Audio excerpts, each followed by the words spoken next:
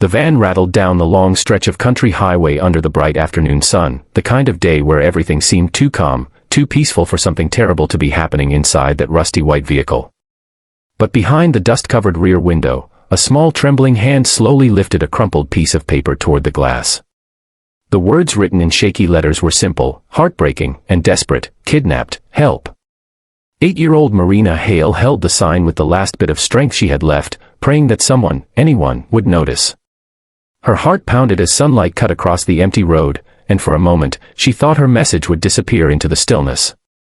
But just then, parked off to the side of the road near their motorcycles, a group of bikers began looking up, squinting toward the van that had slowed as it passed them. If you believe in kindness, in bravery, and in second chances, don't forget to like, comment, share, and subscribe to the channel Kindness Corner. It truly helps us bring more meaningful stories to you.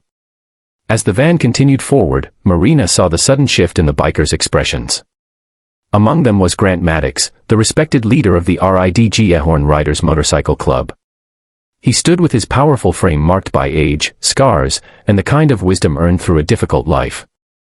His salt and pepper beard caught the bright daylight as he stared at the rear of the van, trying to make sense of what he had just seen.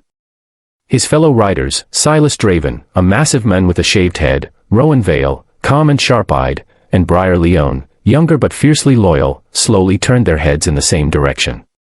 They had seen it. They had all seen it. The fragile, terrified face of a little girl pressed to the window, holding a silent scream written on paper. Grant's heart tightened. He had seen fear before, had lived in a world where danger often hid behind forced smiles and quiet streets. But the fear in that child's eyes was something different, something that didn't give a man time to think, only time to act.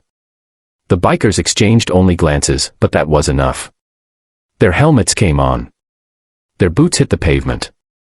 Their engines roared to life as if awakened by fury itself. Meanwhile, inside the van, Marina fought to stay brave. Her small hands ached from gripping the sign so tightly. Her kidnapper, Trevor Colling, a troubled man spiraling deeper into his own darkness, had taken her hours earlier when she was walking home from school. The van smelled of gasoline and old burlap, and every bump in the road sent fear crawling deeper into her chest. Trevor muttered angrily to himself as he drove, oblivious to the bikers behind him, convinced he could disappear into the back roads before anyone even noticed the girl missing. But Marina hadn't given up.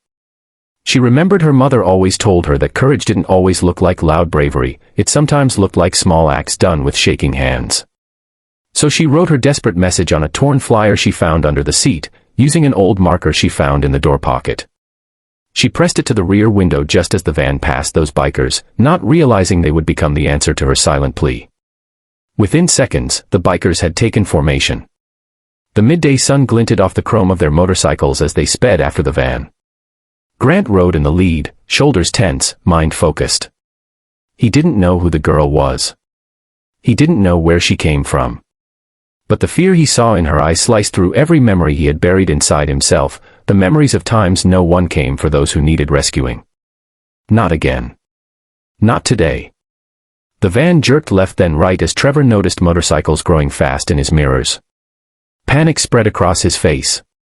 He pressed the accelerator, but the bikers were faster. Grant signaled his men silently, their movements practiced and precise. Rowan veered left to block traffic. Silas sped ahead on the right side to force the van closer to the shoulder. Briar stayed behind, ensuring no vehicle interfered.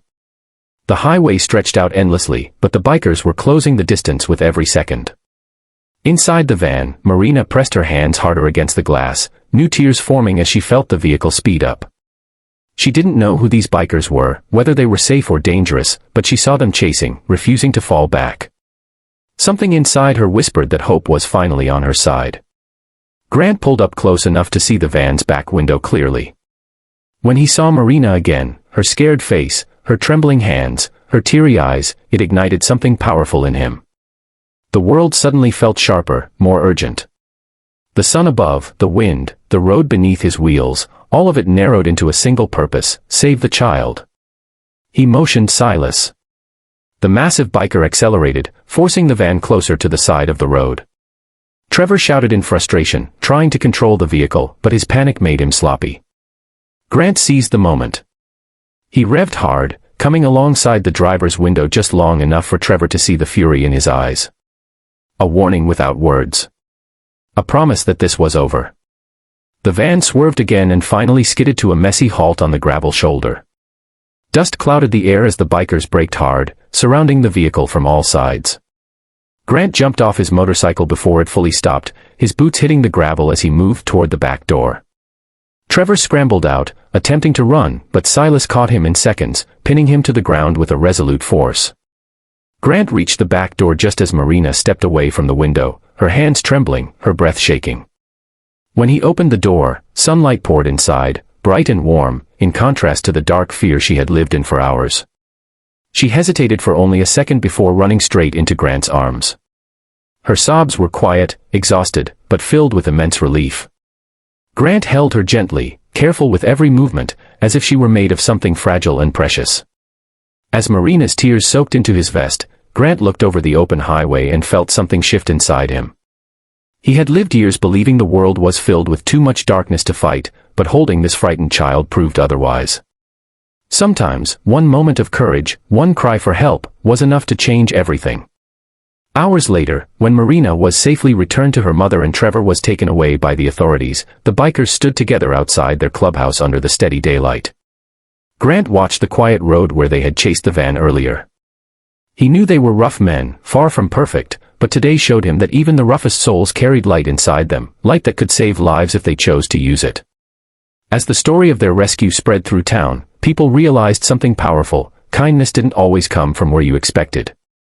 Sometimes it roared across the asphalt on two wheels, wearing black leather and carrying a heart that refused to back down.